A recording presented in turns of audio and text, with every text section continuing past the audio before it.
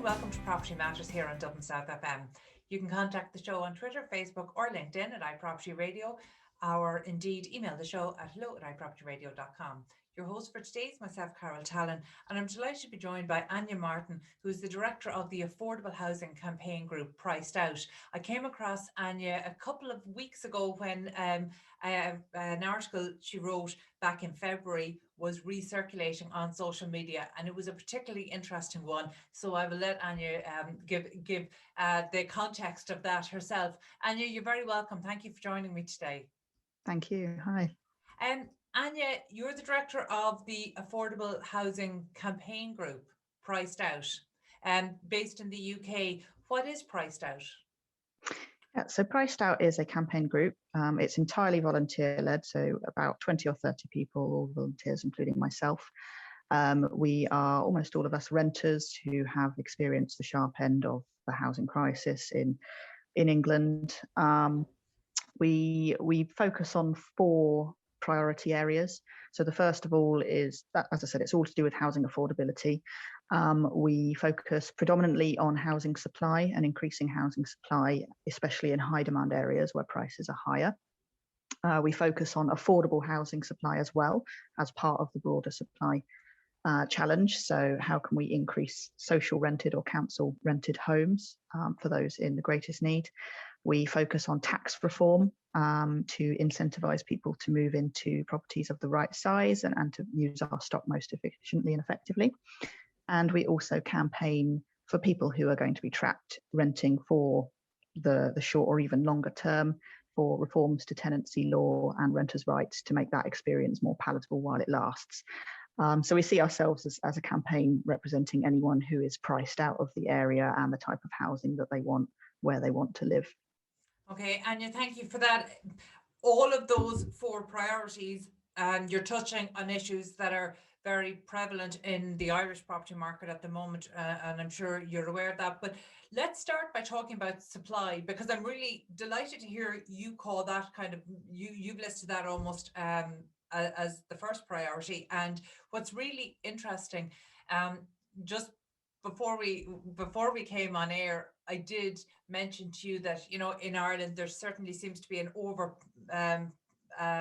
there's an over involvement in a cycle of politicians in our housing policy, which means even things that have a chance of working, if they were given longer term, are subject to this 4-year cycle. So actually there isn't a good opportunity, but there also isn't an appetite for failure. It's all about quick wins or do nothing. And it's been such a problem in the Irish property market.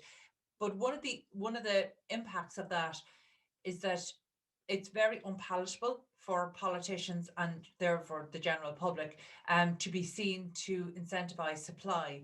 And yet supply side initiatives are exactly what's needed to deliver new homes, whether it's for the rental market or the sales market, social or affordable. We need new supply, and yet incentivizing supply is a really unpalatable solution for politicians and policymakers. How do you reconcile that? Yeah, I mean, it seems as if this is an issue very much the world over in all similar economies, really. And I guess it's very interesting because it's very much that the economic question has been solved. We know that we need to build more homes than we are doing in most developed countries, but the political problem of actually getting that past people has not been solved, and that's the really live issue. So from PricedOut's perspective, as a kind of campaign group, what we try to do is just focus on bringing that message to the fore. First of all, one of the main messages that we always push as loud as we can is that rising property prices are not a good thing. I don't know if you have the same issue in Ireland, but we often have people talking glowingly about property prices rising as if it's a sign of a strong economy, when it's not really. It's just a form of inflation, and it harms renters and people that don't have their own home, and benefits people who do. It's a kind of direct transfer of wealth. So that's the message that we firstly try and convey, is that actually in a functioning economy, in a functioning market, you would see the price of housing steadily declining, just as we have seen the price of any other good or service, the price of travel or the price of food. All of that has dropped so enormously over the last century. There's no reason that housing can't do the same, other than the fact that we won't let it.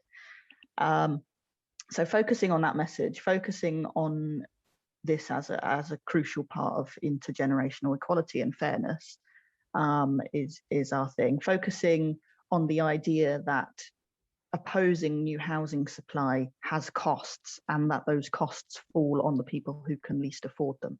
And I often find that that's a message that's quite new to people. It's like they've never really considered it that way, that we don't all benefit from rising house prices. We don't all benefit from opposing new house building. Someone has to live in those homes. So we focus on pushing those messages into a broader audience at quite a high level.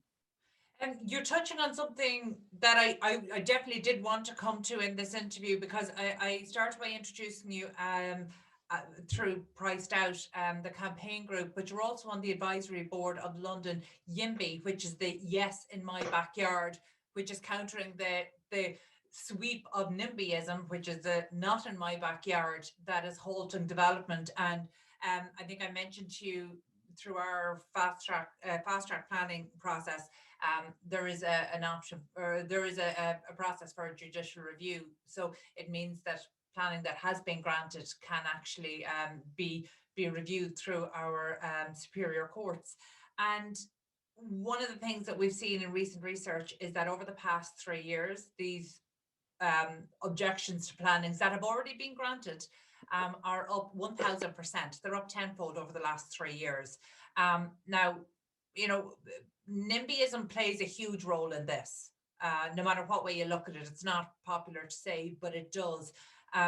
But the interesting thing, and I think you framed it really well, when we talk about NIMBYism being a problem, it's always seen as if we're somehow pro-developer saying this or pro-industry saying this, whereas there doesn't seem to be the line of thought that actually, settled people with their front and back gardens objecting to more homes coming into their area. They're actually really strongly contributing to the affordability, the supply issues anyway, but also to the affordability crisis, which they are first in line to complain about.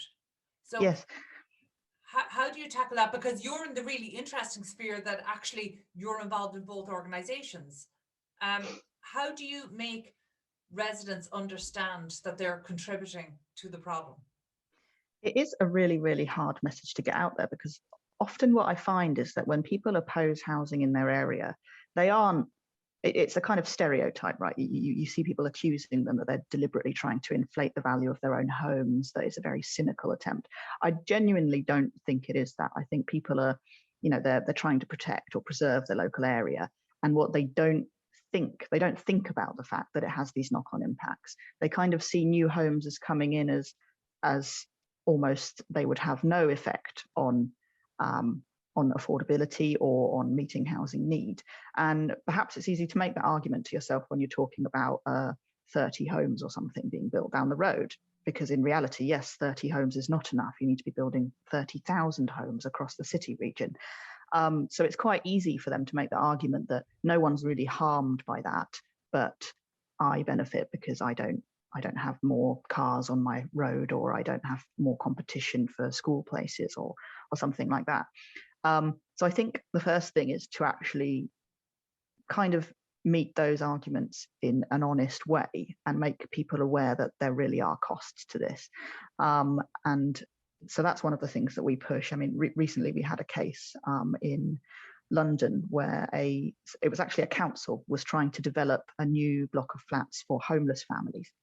And it involved the demolishing and rebuilding of an old building that they had that was essentially falling to pieces. And there was a huge backlash against it, as you can imagine. And some of the locals actually, what they tried to do was to get the building recognised as a building of special architectural interest, which was it was quite laughable actually, because it was a kind of concrete, plain white building that really no one would argue was attractive. And I think the proposed plan was much more pleasant. And it just really surprised me when I read what people were saying about that development was that they almost didn't consider the social value of building homes for homeless people in one of the most expensive cities in the world. It was like they thought that they could preserve this old, crumbling and much, much smaller building without any cost to anyone. And so it's, for us, it's very much about pushing that line, but it's also about recognizing the kind of arguments people are making and what they're not thinking when they are doing that. So London YIMBY focuses very specifically on a proposal called Street Votes, which tries to unlock the support of local communities by allowing them to essentially benefit from agreeing to allow more development in their area. So the idea is that you as a street would get a vote on allowing buildings on your street or on your block to be 1 or 2 stories taller, because then that means not only are you allowing all of your neighbours to build slightly higher, but you're also allowing yourself to build slightly higher. And then therefore you can add a story, you could add several bedrooms to your house, you can, you know, if you've got a growing family or something like that. So the idea is tackling that political challenge as well as the economic one. You know, you mentioned there that it's important that we treat this conversation honestly, and you know, a lot of my day job is spent in stakeholder engagement and public consultation, and so when I refer to NIMBYism, you know, unfortunately it does categorize a lot. But here's the challenge for me: when you speak to people at an individual level, nobody believes that's what they're doing, and they're very insulted by this. And by the way, I do believe that they don't consciously want to block development. They are consciously aware of the need for homes, and usually they're putting forward arguments that really do sound logical. So for example, they will say, you know, the traffic flow isn't here, the school places don't exist here, we already have resource issues, you know, so the arguments put forward sound very logical and reasonable, and in fact they are. You know, in some cases I look at the local authorities and you know, I lived for a time in Spain, and I think that some other countries do this better at putting the infrastructure in place before you put the housing in place. You know, certainly in Ireland we do it the other way around. So, you know, we either end up with these really challenging pain points for residents, new and old, or we end up with these ghost estates in the middle of nowhere where people don't want them. And you know, this seems to be something that we haven't really gotten right, despite all of the lessons that are so clearly visible. But how do you approach conversations with communities when the reason for not wanting development seems really reasonable? Because the facilities are strained, and yet we know that these are still areas that are underdeveloped. How do you balance that? It is extremely challenging, because as you've pointed out, all of the reasons that they will put forward, and they truly believe these reasons, they sound very logical, they sound very fair. The issue is that they don't seem aware that these arguments are made for every single development. And obviously in any development there's going to be a scale, you know, the extent to which the local school is over or undersubscribed. All of these things are on a kind of sliding scale. And what I have observed is that the backlash against new homes does not seem to be actually related to the real position, right? You would get people saying, no, we're too crowded here already, regardless of how crowded or uncrowded the area is. In fact, I get the impression, and unfortunately, because our data on planning is so poor and inconsistently held across England, no one can really do these analyses. But I have a very strong suspicion that the major determining factor of what drives a powerful campaign against new developments is actually just how wealthy and how much free time the local people have. So wealthier areas tend to be far better at objecting to new housing, and obviously those tend to be the areas where it's most in demand, most needed. So, I mean, for us, I think the most interesting thing is actually we're just often the first voice coming in and saying in a calm way, okay,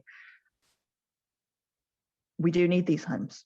And it's I think it's quite surprising sometimes for local councillors who are involved in the decision whether or not to authorise these things. They haven't had that before. They haven't had a group of people coming in the same way that they get the locals coming in saying we don't want it. They haven't had a group of young people coming in saying, well, actually we do, because these homes are for us. These homes are the homes that we might be buying in 5 or 10 years' time if we're lucky. And it comes as a surprise to them. And I also don't think people are not stupid, right? If they're having 10 retirees coming into the room and saying, no, actually, we don't need homes in these areas, they know that all of these people are retired homeowners. They have homes already. They're comfortably housed for the most part. If they have 2 young renters coming in and saying, actually, I do need those homes, they are able to make that balance and realize, there's an unfairness here in that young people don't have as much time in general because most of them are working full-time jobs. They aren't perhaps as experienced or as confident in coming and representing their interests. So I think councillors and politicians more generally are able to consider these arguments, but it's just a case of actually hearing it for the first time, actually hearing someone come out and say, I want homes, we do need to build them. So that is very much what we have focused on as a group, getting young people to represent their own interests. It's interesting to hear you talk about that, because you're touching on something that really is very evident across public consultation in Ireland as well, that public consultation, no matter where you do it, feels very familiar. And by familiar, I mean you could almost predict the profile and demographic of people who contribute. And there are so many reasons for this, but actually I think technology has the potential to be a real game changer here, because, by widening the net through the use of technology, and of course this has been so well enabled over the last 15 months with COVID, what we're finding is that instead of these very loud minority voices being amplified, it gives us an opportunity to really share, to gather and share the voices of maybe the previously silent majority. And the majority of people do want more affordable housing. They want more housing, and housing that is affordable. I mentioned there at the top of this interview that I came across an article that you had written back in February. So much of it really resonated with me, Anya, and I will definitely share a link to this article as I'm circulating this through the iPropertyRadio website and podcast. But in this, you looked at the experience in Sydney, and we're talking about maybe the same type of people getting involved in public consultation. And you're absolutely right when you talk about retirees or people who have more time, or certainly people who are living in their own homes that they have been in for a number of decades. That's just so common. But one of the things you touched on there as well is that people, or certainly wealthier areas, have a better ability to come together. They have more resources to fight off developers, and quite frankly, in South Dublin, we're seeing this to a shocking extent. It's really quite discouraging to see how much of this is happening. But I thought what was really interesting is you looked at the Sydney example, and we'll get into, there was so many points in that, we're going to get into a few of those, but actually looking at wealthier areas, you actually noticed that the wealthier areas tended to perhaps have more land supply, have at least equal demand, and yet less of the burden to deliver new housing was being put on those areas. And that's before the public even have an opportunity to contribute. So yeah, that's a policy making issue. Is that a lack of political bravery, a lack of policy bravery? I think it is, yeah. So my article about Sydney, it kind of pointed to a system that is relatively similar to England, or it was relatively similar to England, but actually pushed through some of the reforms that PricedOut have been calling for loudly. So it's a fantastic case study for us, because what it showed is that they work, and they work surprisingly quickly in terms of reducing the cost of housing. My one problem with this is, as you say, is that the targets for new house building, so this was the New South Wales regional government imposed these targets essentially on councils across New South Wales, and it did distribute them very unevenly and, in my view, very unfairly. It gave relatively poor areas far higher housing targets, even though those areas already have lower housing costs, so there's less demand than the wealthier areas. And from a kind of economic standpoint, if you were doing this properly and you wanted to have the biggest impact on reducing rents and reducing prices, and also, very importantly, letting people live where they want to live in the kind of nicer areas of town, right? There's demand for it. People want to live there. People want to live near those schools. They want to live in the areas that have access to parks. That's why those places are expensive. Then you would build more there if you were being fair and if you were being efficient. They did the opposite, and as you point out, I think this is largely a political issue, that those wealthier areas tend to have more resources to fight back, to push back against these things. And I mean, I really can't characterize it, as you say, in any way other than political cowardice. It's people making decisions. And I'm quite interested to see how they justified it, actually, because I don't think that's something that they really addressed when they published these figures, that, you know, the burden, I hesitate to say burden, because obviously many of the people in these areas will benefit from these new homes, but to push all of that onto the areas that are already poor, and essentially let the richer areas get away with continuing to profit off the lack of housing supply is extraordinarily unfair. And it is a shame that what was otherwise a quite good program of works and phenomenally successful was not more successful because they didn't do it properly. Okay. And in a way, I jumped into kind of the middle of the article, and I pulled out maybe I pulled out maybe the main, or I won't say the only, but certainly the main criticism of this. But actually, this is broadly a really good initiative and good policy making. So can you maybe just talk us through the experience of the New South Wales government, and maybe what lessons can be learned from that?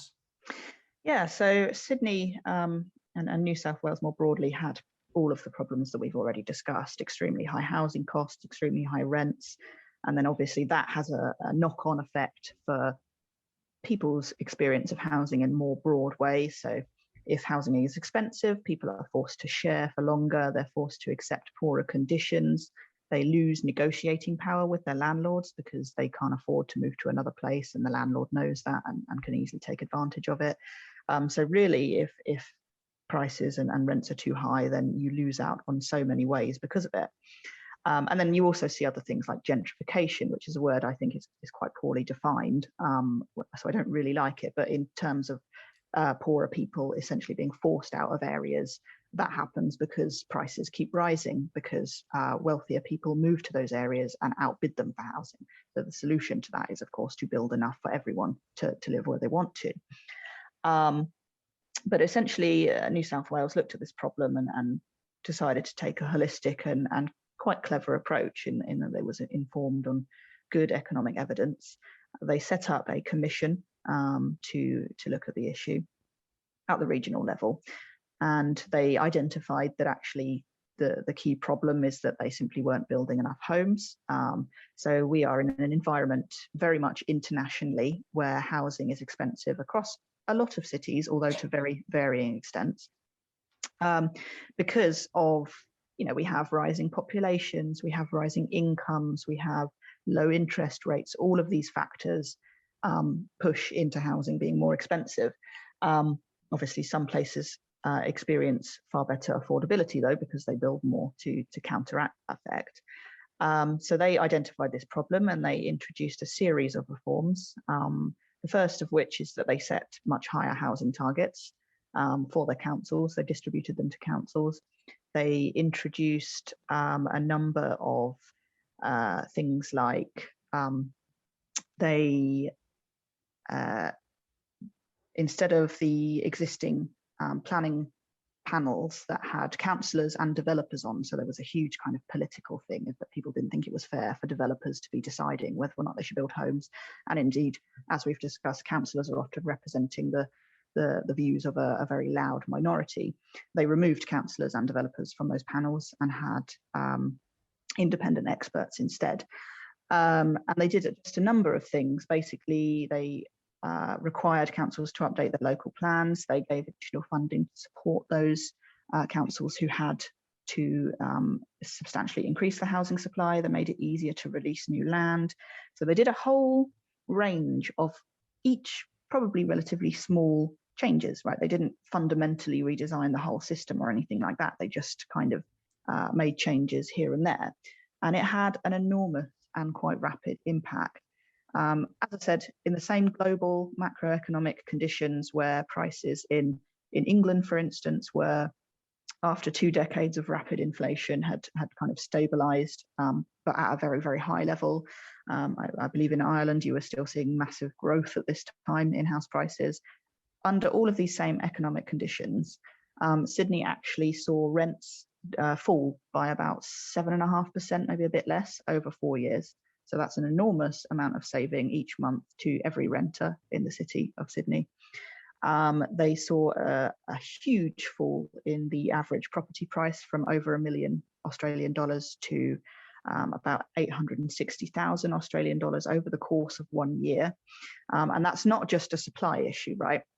That is because if you build enough homes, that says to investors, actually, this asset is not going to keep inflating. So housing becomes less desirable as a pension, essentially, right? A lot of people buy properties to let out, and they use that as a source of pension or income in their retirement. If you build enough homes, that becomes a less desirable way to store your money, and instead you will go and invest it in other types of things like stocks or bonds or something like that. So there was a kind of a double impact of not only supply, but also housing becoming less desirable as an investment asset, which obviously then means that more people can buy their own home because they're not competing with landlords for the same properties. I think the thing that struck me most when I was researching this is that Sydney and New South Wales had all of the same arguments that we saw in the UK. A lot, and I'm sure in Ireland as well, people saying that no, building more homes won't make them cheaper. No, it's more complex than that. They didn't listen to those people. They built more homes and prices fell really rapidly. And it was just astonishing to see that there were no kind of mea culpas coming out of the people who had been wrong in the first place. They didn't come and say, oh, actually, we were wrong when we said that it was a bit more complex than simply building enough homes for your population. So it's quite interesting then to see that other countries around the world don't pick up from this lesson, that we see it happening internationally. We know the evidence is very strong. If you build more homes, your homes will be cheaper. And it astonishes me that we in England don't look abroad more often. And perhaps you experience the same thing. I think you articulated it really well at the top of the interview when you said the economic question really has already been answered, that we need more supply. And Ronan Lyons in Ireland, he's a commentator here in Ireland, a very well respected researcher. He has been saying that for so many years, and he just cannot understand why it isn't getting through. But there was another insight from your case study, and it completely contradicted one of the main things that is said and that's in relation to planning permissions. There is an argument, and you've referred to it as a common claim in Britain. I would say very common in Ireland as well, that if more planning permission is granted, it only drives up the value of land, and then developers sit and hold this land. And developers in Ireland, they've genuinely countered this quite a lot, but maybe not to great effect. But you really tackle this in the article. So you might just talk us through that. Yeah, so it's a very, very common argument that we hear over here, that more planning permissions will not result in more buildings, because often they make the argument that developers will simply sit on that land and they'll kind of drip feed housing at a rate that keeps the prices high. What we found, or what I found in Sydney, was that was clearly not the case. Actually, there's a very clear relationship, and if you account for a kind of 2 or 3 year lag for development to actually happen from the point of permission, there's a really clear and obvious relationship between more permissions being approved and more buildings being built. And I find the argument quite strange, really, because obviously if you are only issuing so many permissions, that is the absolute cap of the number of homes that can be built. You can't just build more homes than there are permissions. So you have to permission more than you would want to see built. and we are nowhere near that in England. But I guess the critics kind of have a point in when they say that not every single additional permission does feed into one additional home. So, for instance, I observed that the peak, I've got my article in front of me, but the peak of units is about 13,500 lower than the peak of permissions. So that means that not every single permission that is issued results in a home. But that doesn't demonstrate that planning is not the barrier, right?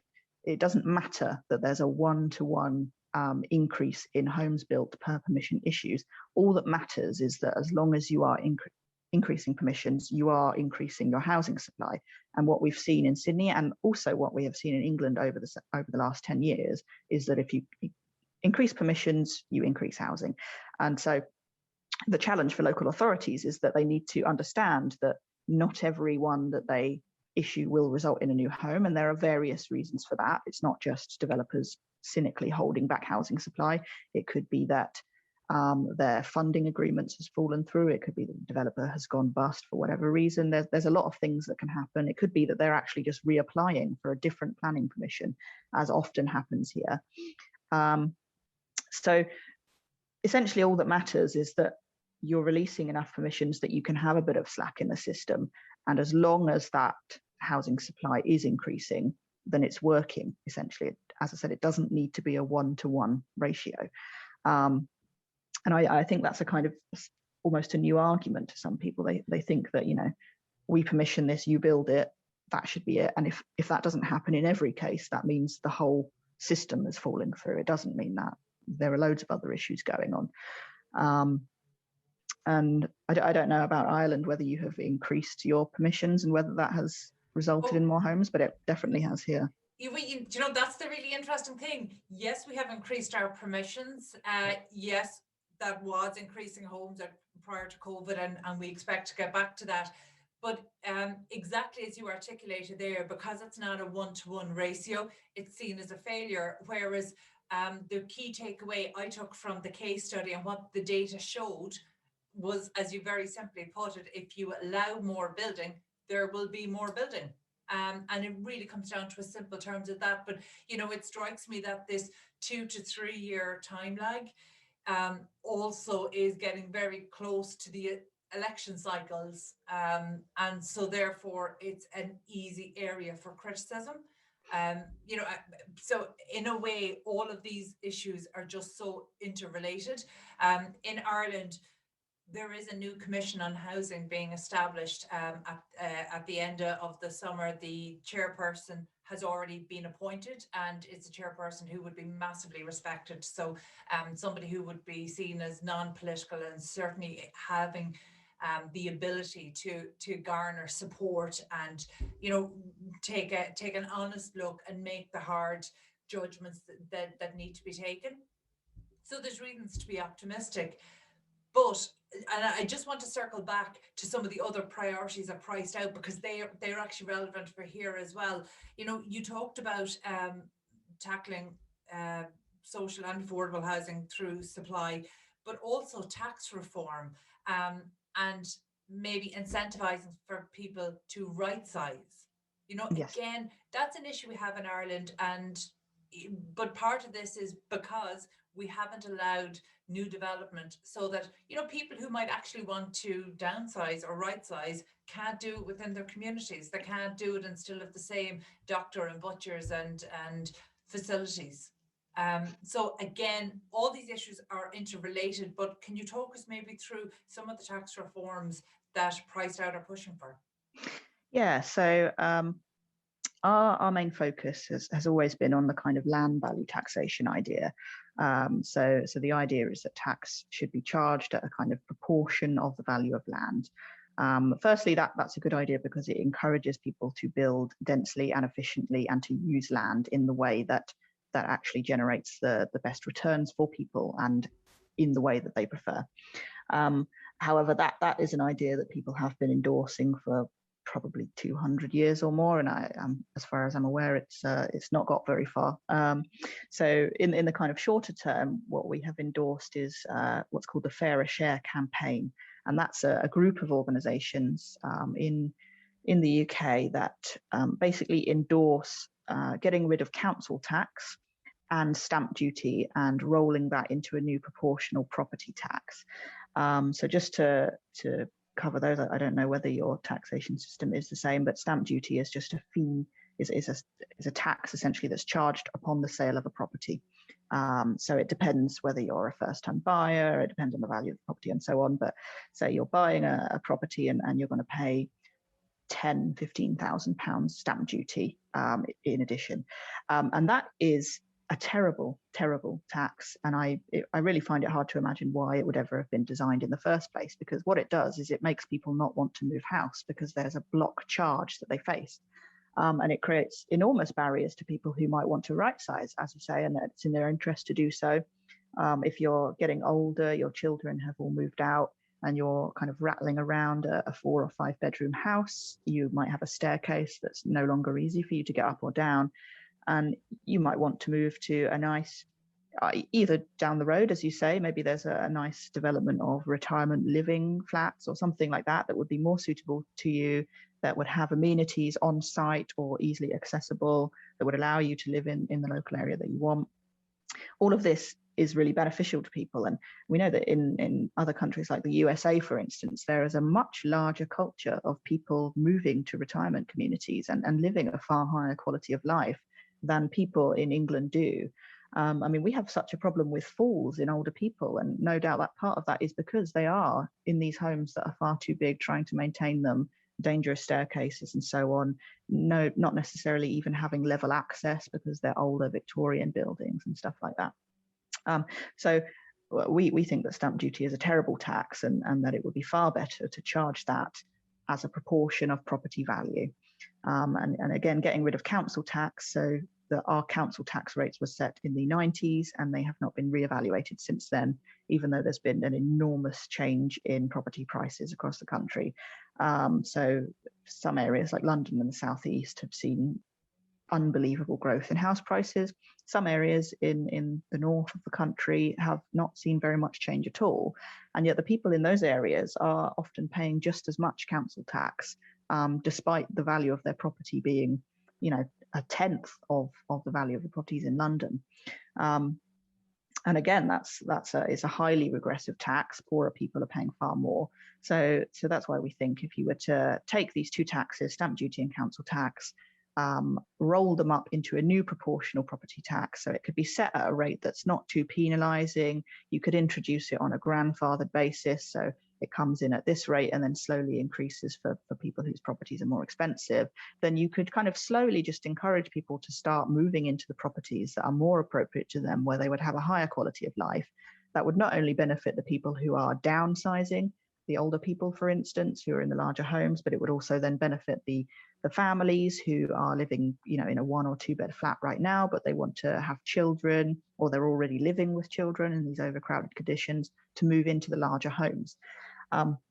One argument that we often hear is that there isn't a housing shortage in England, which I totally disagree with that. But the argument is made on the basis that there are enough bedrooms in this country for every single person or couple to have a bedroom. And that may be true, but of course, many people, for perfectly valid reasons, and as we've seen over the last year, they might want an office. They might want a spare bedroom for their relatives to come and stay. I don't think we should be penalising people for wanting to have a little bit of extra space. We just need to build enough homes so that everyone can have that space, rather than having this kind of, we should try and have the exact amount of homes that is perfect for the number of people in this country. We need a bit of slack, essentially. Yeah, and that makes absolute sense. Again, I touched on your work with PricedOut and with London YIMBY. So there's something I want to ask you, and I'm not even sure the best way to frame this, but in my experience, we've really polarized all of the different players or parties to properties, so whether it's the developer or the local authority or the first-time buyers or the investors, or now it's individual investors versus institutional investors. In Ireland, we have an unfortunate habit of putting monikers on things like institutional funds. So we use a lot of derogatory language, and that might that might seem almost skittish to a point, but actually it is a real problem because it confuses the public. It confuses people who aren't working within the property industry and understands how developments get funded. And one of the things that I can't understand when this break happened, but it is very clear to me looking around Dublin and in other cities that developers and home builders were always part of the community. It was a community service they were providing, and they worked very closely with the community, or where you had local employers providing homes. There was never this polarization, and yet we have that now. So, and this is the problem with policymakers introducing supply side initiatives. It is seen as unpalatable to support developers in any way, because that's somehow contrary to the community. And historically, I don't know when that split happened, because it wasn't there a century. It wasn't there a century ago. In fact, the very opposite. So when you're through the two organizations that you're working with, how do you bring everyone together, knowing that each player has a vital role to play?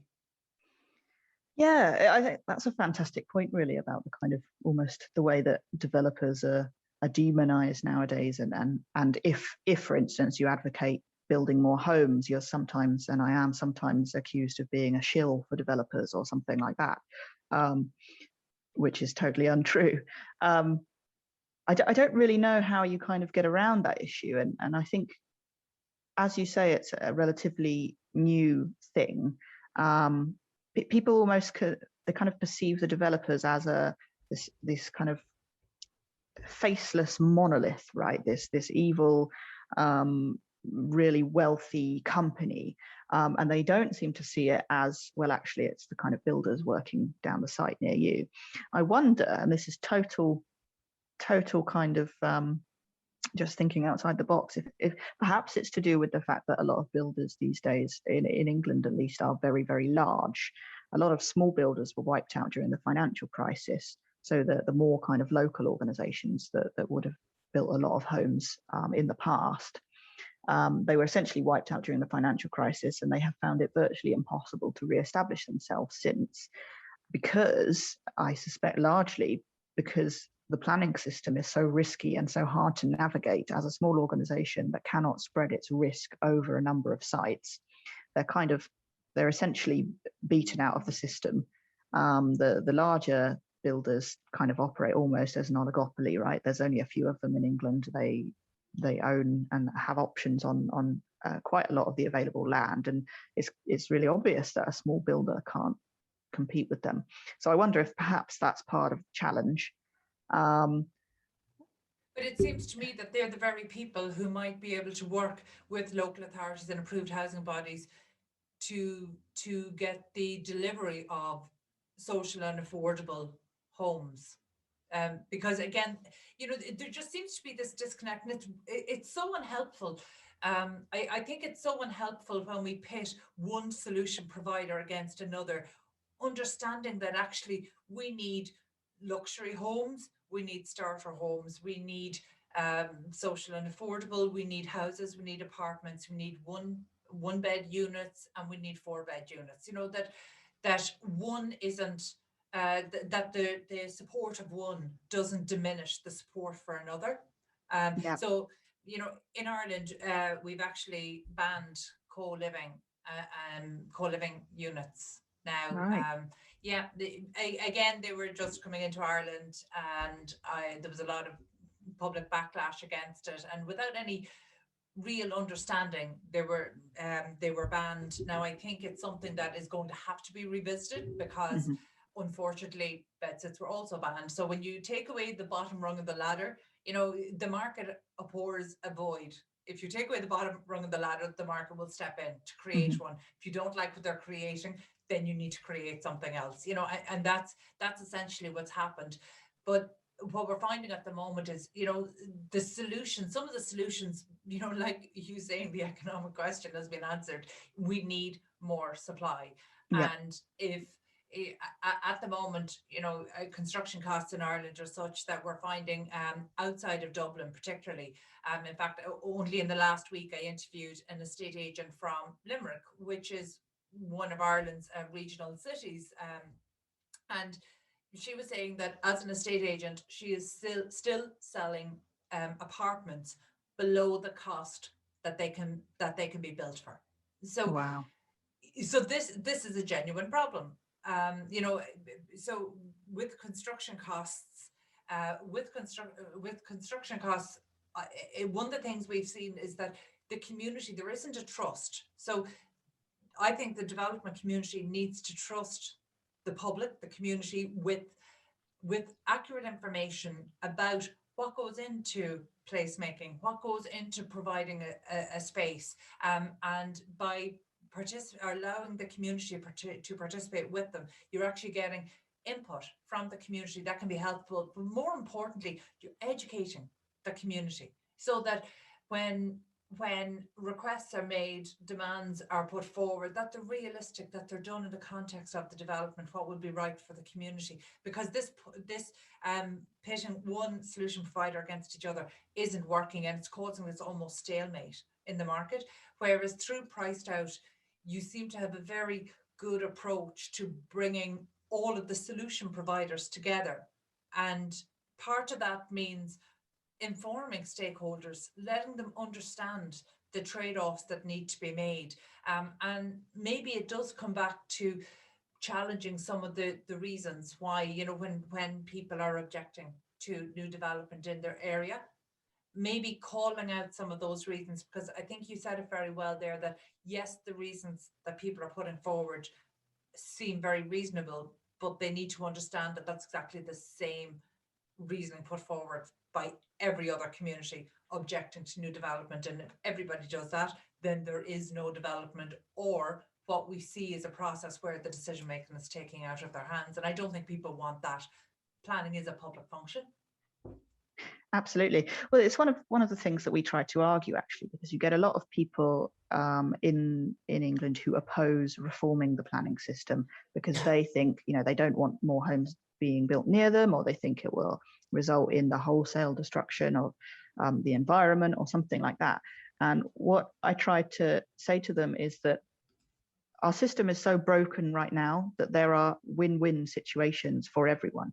If we had a planning system that was more, you know, if it was fairer, if it was clearer, if it was not discretionary. So instead of having this battle over every single development, instead of having that, we actually had a rules-based system where, you know, the local authority looks at building their local plans as, this is what we are going to do. We're going to build homes here. We're going to ensure that these homes have the transport links, or that transport link is already in place, or so on. We are going to do this, and we will consult with the local communities. We will ensure that our housing is distributed fairly around our area, around our region. That is established. Once that is established, if a developer comes through and says, I want to build these homes here, we look at the plan and we say, yes, this meets the plan, like this is permitted. You don't have an individual battle on each and every site. And I think that is fairer, obviously, for the people who need housing, who will have far less expenses to pay because of the delays and the costs that the planning system impose. But it also means you have more certainty over knowing we are preserving these local areas, these natural sites, for instance, these fields over here. They're not in the local plan. They're not going to be developed. You can walk your dogs there.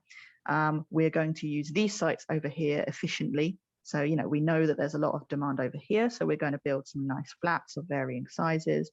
Over here, we know that there is perhaps not as intense demand, but we know that there is some, you know, intensively used agricultural land that is actually not very environmentally, not very good environmentally. In fact, what we're going to do is we're going to build some suburban type homes with gardens and so on. You can actually get this win-win situations where you're using the environment more efficiently, more effectively. You can increase biodiversity by having gardens or whatever instead of intensive agricultural land or even golf courses.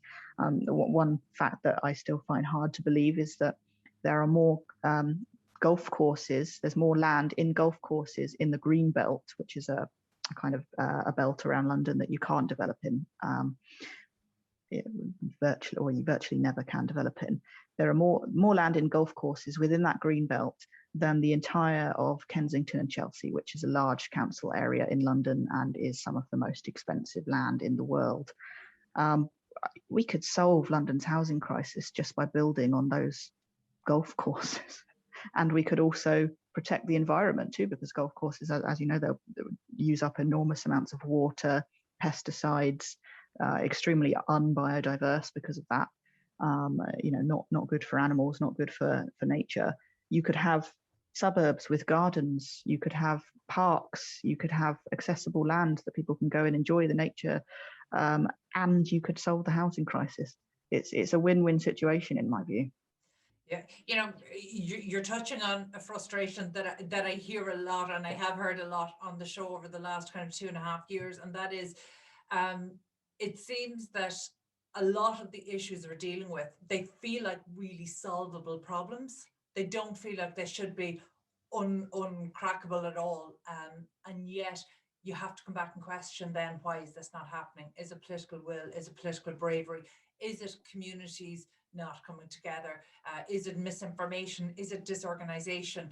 I'm an eternal optimist. I like to believe that there isn't a concerted effort to hold this back, but maybe just a lack of maybe joined up thinking. And I mentioned in Ireland we are getting a new commission on housing, and I'm genuinely hopeful that that's going to that we'll see some tangible change from that. Anya, I could talk to you all day. Before we finish up, can I ask, do you think technology has a role to play in bringing all of the different stakeholders together, or even making the data that we need in terms of planning more accessible? What are you seeing from your side? Absolutely. So I mentioned earlier that information on planning in this country is utterly atrocious. Every single local authority has a different planning portal. Every single one presents it in their own way. It's not machine readable. So as someone like me who's quite interested to know, what are the determining factors in what, which sites get approved, which sites don't get approved, how can I figure out what's causing that difference?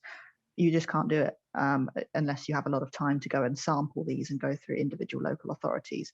So firstly, I think there's a role for vastly improving data on housing. A while ago, I spoke to a guy from Germany who was advising one of the political parties there, and he was asking me questions about England's rental market, presumably because he wanted an example for what not to do. And he was telling me, well, how do you know what rents are? Do you have what we have in Germany, where we have essentially tables where you could see the price per square meter of properties of different ages, of different types, and all of that. They have charts for the averages for all of these things. And I was like, oh, we don't even know what rents are. We don't have good data. Like it's very unreliable. It's either out of date substantially, or it's not an accurate picture of the kind of properties that are going on the market. So I think there's also a scope for just understanding what is happening with housing far better if we use technology. And then on one final thing is actually the process of democratic engagement in planning, I think could be vastly improved. As you mentioned earlier, it's easier for younger people to get involved if you are engaging people with technology, and it's also easier to ensure that people are being represented properly in a more representative way by using technology instead of the traditional approach that we have to local planning engagement, which is sticking posters on lampposts in the local area, which obviously will tend to bias things towards the people who are already living nearby and who are roaming about the village with nothing to do but respond to planning applications. So I think there's scope in so many ways for us to improve our use of technology to engage people in the planning process, to understand the impacts of our decisions on affordability through better data on rents or even living conditions more broadly, and also to understand the planning system, how it's working, how it's not working, and actually allow us to compare between different areas in a far more appropriate way. That sounds almost idealistic at this stage, Anya, but I certainly hope you're right. And I certainly hope we can pick up this conversation again at a later time. That was Anya Martin, who's the director of the Affordable Housing Campaign Group, Priced Out, and advisor to London YIMBY. Thank you again for joining us. That's it from us this week. You can get in touch with the show by listening into Property Matters on Dublin South FM or contacting us on social media at iPropertyRadio. The email is hello@ipropertyradio.com. My thanks to Peter Rice on sound. We're back at the same time next week. From myself, Carol Tallon, and all the team here, stay safe.